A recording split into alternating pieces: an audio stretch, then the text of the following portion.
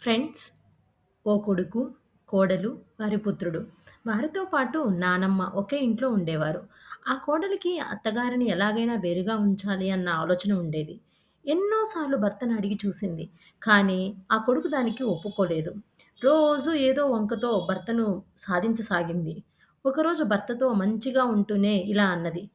మీ అమ్మను పక్కనే ఉన్న ఇంట్లో ఉంచి సమయానికి ఆమెకు వేడివేడిగా వేళకి చేసి పంపుతాను అని. ఆమె కూడా విశ్రాంతిగా, ప్రశాంతంగా ఉంటుంది కదా అననింది. ఒక్కసారి ఆలోచించమని చెప్పింది. ఏదో చికాకులో ఉండి, సరేలే చూద్దాం అన్నాడు భర్త. ఇదే అదనుగా అత్తగారికి ఇంటి పక్కనే ఓ ఇంటిని చూసి పంపడానికి రెడీ చేసింది ఆ కోడలు.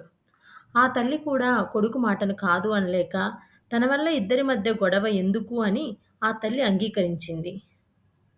కానీ కొడుకుకు తెలియకుండా ఆ కోడలు ఆ అత్తగారికి ఓ షరతును పెట్టింది.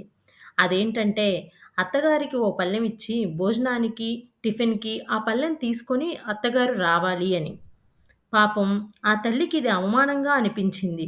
అడుక్కు తినేదానిలా అలా వెళ్ళటం బాధగా అనిపించినా కొడుకుని ఇబ్బంది పెట్టలేక అలాగే చేసింది ఆ అత్తగారు. ఇది చూసి మనవడికి చాలా బాధ అనిపించేది. నానమ్మ అలా దూరంగా ఉండటం ఆ పసి మనసుకు నచ్చలేదు. అలా తిండి కోసం నానమ్మ రావడం అస్సలే నచ్చలేదు. వాళ్ళ అమ్మకు తెలియకుండా నానమ్మ దగ్గరికి వెళ్లి ఆడుకునేవాడు. అలా కొన్ని సంవత్సరాలు గడిచిపోయాయి.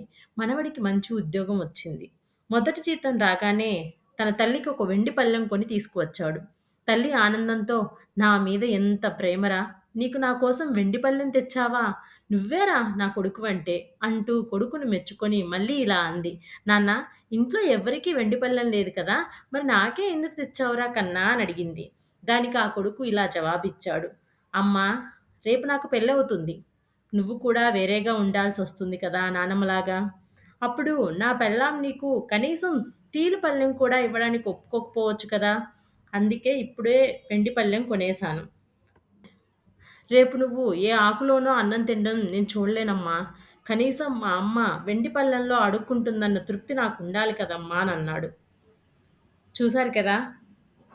మనం ఇతరులకి చేసే మంచైనా, చెడైనా మళ్ళీ మనకే తిరిగి వస్తుంది.